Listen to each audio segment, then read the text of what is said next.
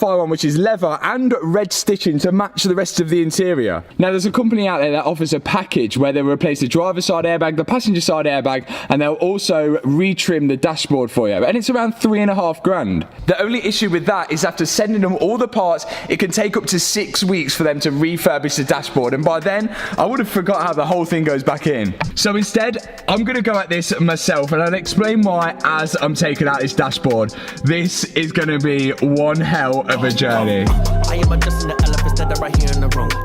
Now if this actually works, I could end up saving again a lot of money. So as you guys know, my only option at the minute is to send the dash off to get refurbished with all the airbags, which is £3,500. But I can buy a brand new passenger side airbag from Aston Martin for £400 and a second-hand steering wheel airbag for also £400. Then it's just the case of getting the dashboard repaired. Now I spoke to a few people and they seem to think that they can repair the dashboard and retrim the leather. Problem is, I've got to get it out first. Now every other car I've took a dashboard out of, I've always had a new dashboard ready to go in, which makes it a lot easier to remove the dashboard because I can see on the new dashboard where all the bolt holes are which hold it to the actual car. And now as we don't have that on the Aston Martin, this is going to be really tricky. I ain't have that many friends, I would do anything just to fit in. Look at me, taking chances, I might have to slow. There's absolutely nothing online or any help which tells you how to remove this dashboard. So what you're seeing right now is me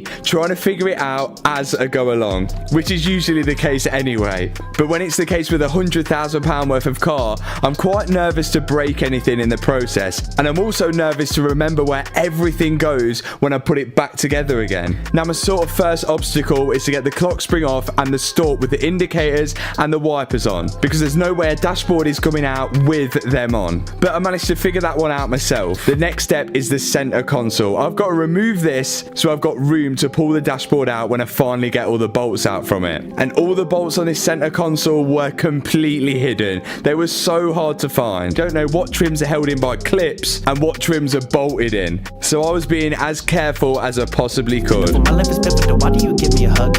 Okay, I'll be honest with you guys, I'm absolutely struggling with this. The thing I've got to do is actually get this climate control out and get the fans out, but we can't do that until the center console comes out. I've undone every bolt imaginable in this center console and still could not find why it wasn't coming out until now, where I pulled this little sort of like knee brace off here, where there's an electrical connector on the back. This slides off, and the funny thing is with this, if we have a look, there's a Citroen and Peugeot badge on the back of this electrical connector. So not only have we got Mercedes, AMG, we've now got Citroen and Peugeot, and to be honest, I kind of prefer the Mercedes side of things. Anyway, behind that, there is, that was loose.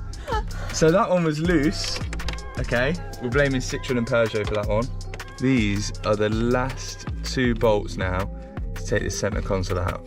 But another thing that's questionable is why is there electrical connectors on the side of like knee support things? Oh my God, it's came out. Well, it's moved further back enough. There's going to be a lot of electrical connectors behind this because of that. But I think we only need to move it back. Now my celebrations were short-lived because I got the center console out. I thought I was on the home straight, but there was still even more to undo. I got the climate control out, the fans out, and also all the computers for the stereo. But no matter how many bolts that I actually undone, the dash still was not coming out. There was like bolts hidden somewhere which were holding it in. Please let there be bolts underneath this. It felt as if the dashboard was being held towards the back of the windscreen, and I was hoping underneath this speaker here there'll be one big bolt holding it in, but unfortunately there wasn't, so I resorted to calling Aston Martin.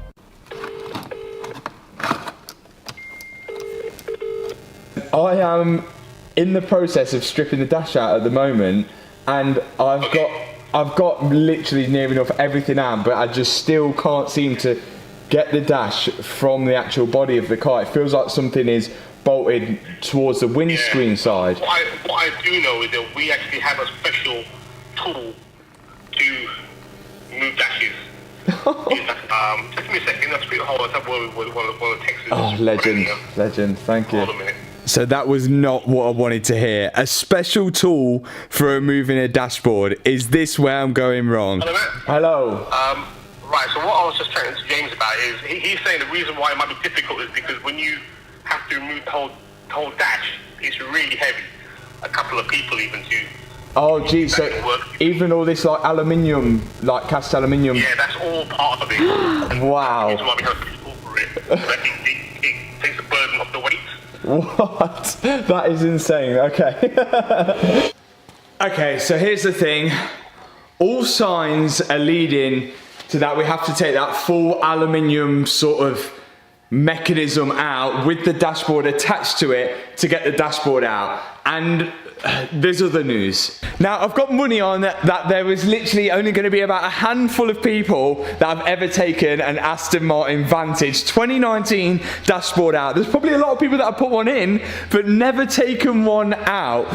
But I want to be one of them. So I'm determined to do this rather than taking it to Aston for them to do it, which would be extortionate. And it just seems so stupid that you have to remove this full aluminium frame just to take out this sort of top skin. It just doesn't make sense. So right now we've got the guys from Screensaver, Nuneaton, shout out to those guys. They're going to be coming down to remove the windscreen. The windscreen is damaged and will need replacing anyway, but I'm hoping with the windscreen removed, I might be able to see just underneath the dashboard there and see if there's any other way that I could get that thing out without having to take that full aluminium shell out of there. So just to make the guys at Screensaver's job a little bit easier, me and Hannah started removing the damaged bonnet, which has got to be removed anyway. And with that removed, the guys can come in and start attacking the wiper blades and all the plastic shroud which surrounds the windscreen.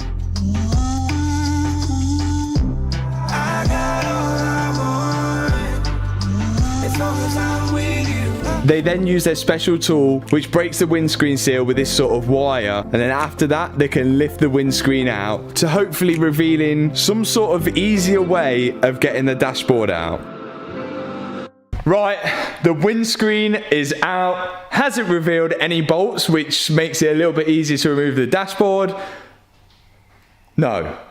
That has literally not helped us one bit.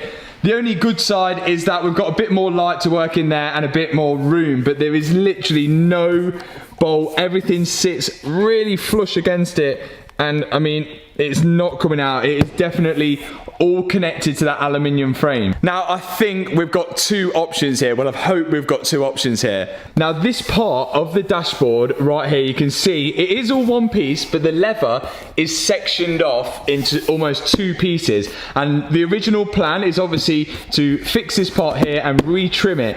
Now, if this can be done whilst it's in the car, that means we're gonna have to get this passenger side airbag out from underneath. If we can do that, and it can be retrimmed in the car, that is going to be an absolute winner. And then option two, which I really am dreading, is we have to do what Aston Martin said we have to do and remove all of this aluminium frame and everything and lift the whole dashboard out, and apparently it is really heavy. I'm hoping we don't have to do that. Falls off the mountainside.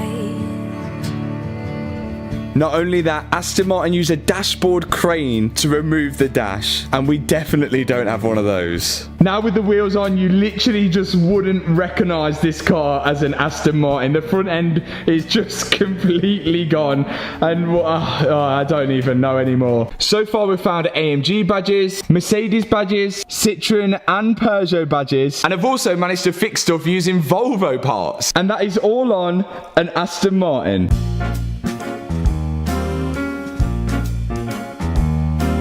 Now, this once was the cheapest 2019 Aston Martin Vantage in the UK.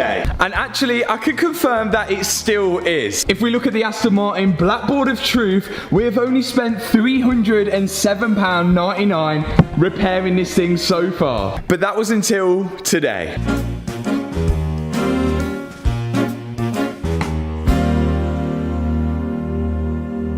Now, we did make some progress in the last video. One progress being that all four wheels now point in a straight line. This is thanks to a brand new second-hand tie rod that we managed to find off an Aston Martin which was being broken for parts. But the issue we had and still have is the dashboard. This is the current state of the interior for the Aston Martin, and this is all because we need to replace the dashboard because the passenger side airbag has blown. Now, for someone who's not a mechanic, I've managed to wing it with previous dashboards before, but it seems with the Aston Martin one, you're gonna have to have a bit of skill. Now, as I've mentioned, I don't have a new dashboard to go into the Aston Martin. What I was gonna do is replace the passenger side airbag, get this part repaired, and then re-levered over the top of it. But to do that, I need to remove the dash. And this is just not coming out despite the many bolts and electrical connectors that I've undone. And according to Aston Martin, we have to remove this full aluminium frame, and they use a dashboard crane to actually pull this thing out. So this is definitely not going to be an easy job. As you can see here, here's the special crane that they use at Aston Martin to fit the full dashboard in place. And quite obviously, I don't have one of those in my workshop. So it looks like it's just me versus the dashboard. But I'm hoping we can work our way around that later on in the video. But for now, I want to sort of crack on with the exterior side of things.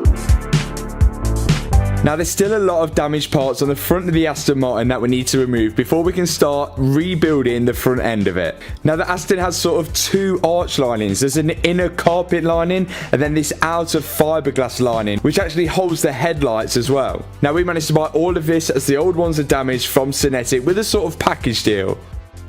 But what I'm trying to get to now is not the arch lining. It's actually the bonnet hinge you can see here. In my past experience, I've noticed when a car gets damaged to the bonnet, it sometimes bends the bonnet hinges. And when you fit a new bonnet, it's almost impossible to line up. So I'm not going to risk it with the Aston. And I've actually bought some new bonnet hinges to go along with the new bonnet that we'll need as well. But to access the bonnet hinges, you need to undo this little wing on the side here.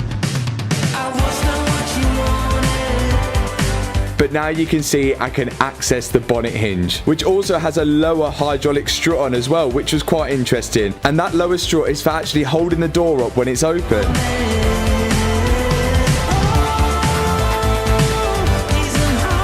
Now it's onto the passenger side, which seems to be the worst side here. We've got broken brackets on the front, along with broken radiators, arch lining, and who knows what else.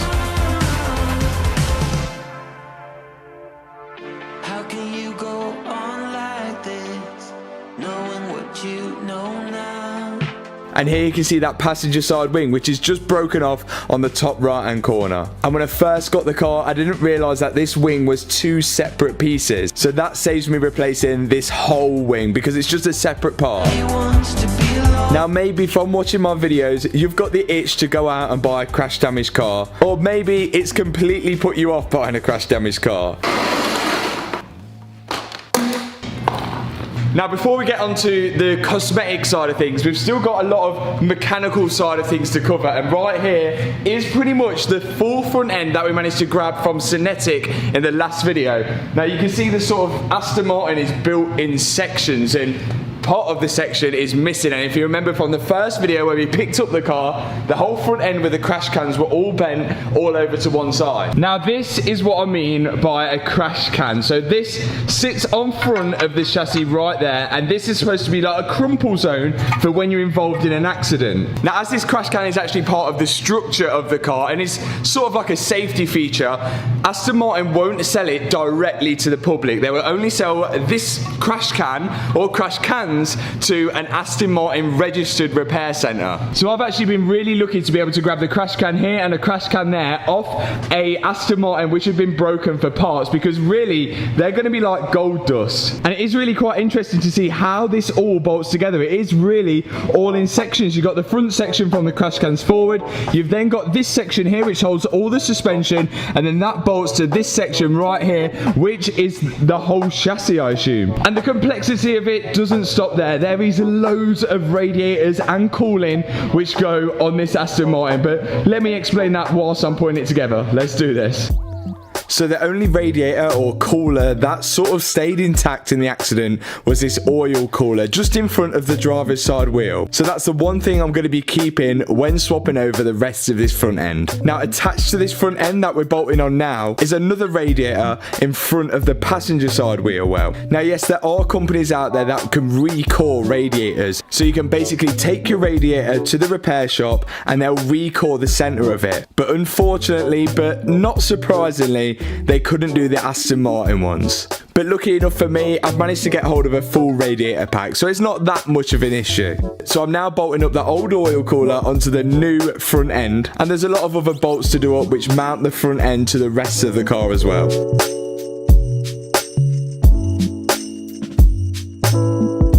And with that front part fitted with the crash cans, we can now begin to fit the rest of the radiators. You've got one big main radiator here, which is for the engine coolant to cool the actual engine down. This radiator has the same fittings as a C63, being that it is a C63 engine, so there's no surprise there. And then in front of that radiator goes the aircon condenser, and just in between the main radiator and the aircon condenser is another radiator. I believe that radiator is a separate cooling system used for the charged coolers and the two turbos on this engine. And to top that off, there's another smaller radiator which sits on top of that, which is I think a secondary one for the engine. And not forgetting the one in front of the passenger side wheel, which I believe is for the gearbox to cool that down.